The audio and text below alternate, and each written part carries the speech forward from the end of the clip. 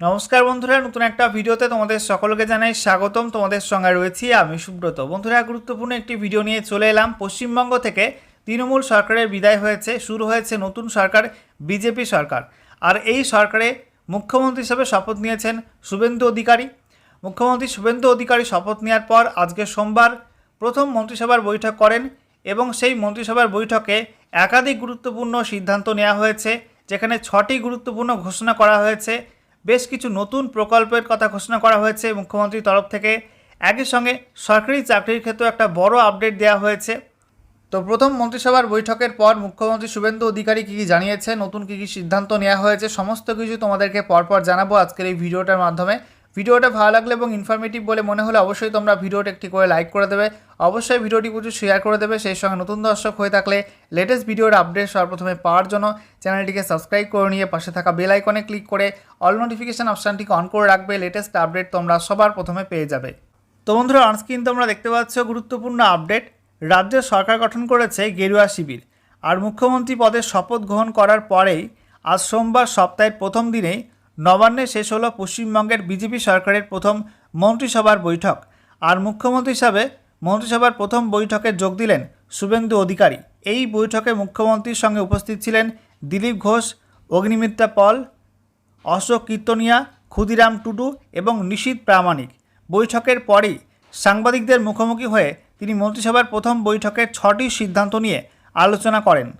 আজ নবান্নে অনুষ্ঠিত পশ্চিমবঙ্গ সরকারের প্রথম ক্যাবিনেট বৈঠকের পর মুখ্যমন্ত্রী শুভেন্দু অধিকারী রাজ্যের প্রশাসনিক দিশা, সুশাসন, সীমান্ত সুরক্ষা, কেন্দ্রীয় প্রকল্প বাস্তবায়ন এবং সাংবিধানিক শাসন ব্যবস্থা নিয়ে একাধিক গুরুত্বপূর্ণ সিদ্ধান্তের কথা ঘোষণা করেন।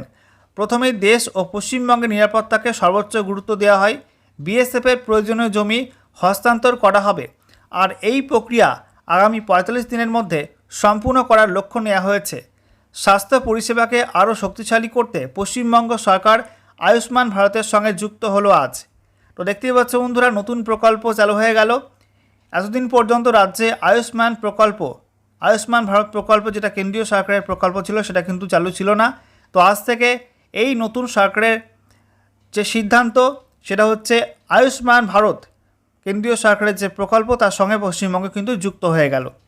পাশাপাশি প্রধানমন্ত্রী জন আরোগ্য যোজনা, তারপরে উজ্জ্বলা যোজনা, বেটি বাঁচাও বেটি পড়াও, বিশ্বকর্মা যোজনা সহ একাধিক কেন্দ্রীয় প্রকল্পে রাজ্যের অংশগ্রহণের সিদ্ধান্ত গৃহীত হয়েছে।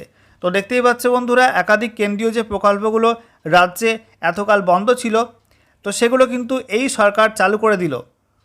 এরপর কি বলা হচ্ছে, আরও জানানো হয় রাজ্যের আইএএস, আইপিএস, ডাব্লিউবিসিএস আধিকারিকদের কেন্দ্রীয় প্রশিক্ষণে যোগদানের অনুমতি দেওয়া হতো না। এবার থেকে দেশের অন্যান্য রাজ্যের মতো পশ্চিমবঙ্গের আধিকারিকরাও এই সুযোগ পাবেন। রাজ্যে এতদিন ভারতীয় ন্যায় সংহিতা কার্যকর হয়নি, এখন থেকে পশ্চিমবঙ্গে ভারতীয় ন্যায় সংহিতা মেনে কাজ শুরু হবে, এমনটাও জানানো হয়। যুব সমাজের কর্মসংস্থানের সুযোগ বাড়াতেও সরব হলেন মুখ্যমন্ত্রী। সরকারি চাকরির আবেদনের সর্বোচ্চ বয়সীমা 5 বছর বৃদ্ধি করার সিদ্ধান্ত নেওয়া হয়েছে। পূর্ববর্তী সরকার জনগণনা সংক্রান্ত কেন্দ্রীয় স্বরাষ্ট্র মন্ত্রকের 16 জুন 2025-এর নির্দেশ দীর্ঘদিন কার্যকর করেনি। তাই বর্তমান সরকার অবিলম্বে সেই প্রশাসনিক নির্দেশ কার্যকর করবে, এমনটা জানানো হয়েছে। তো জনগণনার যে নির্দেশ কেন্দ্রীয় সরকার থেকে দেওয়া হয়েছিল, যেটা এতদিন পর্যন্ত নির্দেশ মান্য করা হয়েছিল না, সেটা কিন্তু এই নতুন সরকার এসে মান্যতা দিল এবং বলা হচ্ছে সেই নির্দেশ অনুযায়ী কিন্তু প্রশাসনিক যে কাজকর্ম সেগুলো কিন্তু হবে। এছাড়াও সর্বশেষে মুখ্যমন্ত্রী জানান, চালু থাকা সামাজিক কল্যাণকর কোনো কর্মসূচি এই সরকার বন্ধ করবে না, কিন্তু স্বচ্ছ প্রক্রিয়া সেটা চলবে। কোনো মৃত ব্যক্তি, কোনো অভারতীয় অবৈধ ব্যক্তির সুযোগ পাবেন না। বন্ধুরা, এবারে আমরা এক নজরে দেখে নেব যে আজকে মুখ্যমন্ত্রী শুভেন্দু অধিকারী নতুন কী কী সিদ্ধান্ত নিলেন এবং কী কী ঘোষণা করা হলো। প্রথমত, সরকারি চাকরিতে আবেদনকারীদের বয়সসীমা 5 বছর বৃদ্ধি করা হলো। এখন থেকে সরকারি চাকরিতে প্রত্যেক আবেদনকারী এক্সট্রা 5 বছর কিন্তু বয়সসীমা ছাড় পেয়ে যাবে, ঠিক আছে। সেই সঙ্গে বলা হচ্ছে 45 দিনের মধ্যে বিএসএফকে জমি প্রদান, তারপরে আয়ুষ্মান ভারত প্রকল্পে পশ্চিমবঙ্গকে যুক্ত করা, এছাড়া প্রধানমন্ত্রী জন আরোগ্য যোজনা, প্রধানমন্ত্রী কৃষক বীমা যোজনা সহ বিভিন্ন কেন্দ্রীয় প্রকল্পে রাজ্যকে যুক্ত করা হলো। ভারতের ন্যায় সংহিতা কার্যকর হলো পশ্চিমবঙ্গে। এছাড়া রাজ্যে আইপিএস, আইএএস, WBCS অফিসারদের কেন্দ্রীয় সরকারি প্রশিক্ষণ, সেই সঙ্গে বিজেপির নিহত 321 জন কর্মীর পরিবারের দায়িত্ব গ্রহণ করা হলো।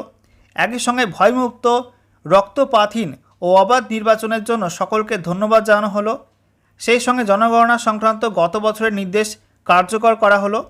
মুখ্যমন্ত্রী আরও বলেন, এই সরকার আমিত্বে চলে না, নীতিতে চলে। চালু থাকা কোনো সামাজিক প্রকল্প বন্ধ হবে না। স্বচ্ছতার সঙ্গে চলবে এই সরকার, by the people, of the people, for the people ভিত্তিতে চলবে।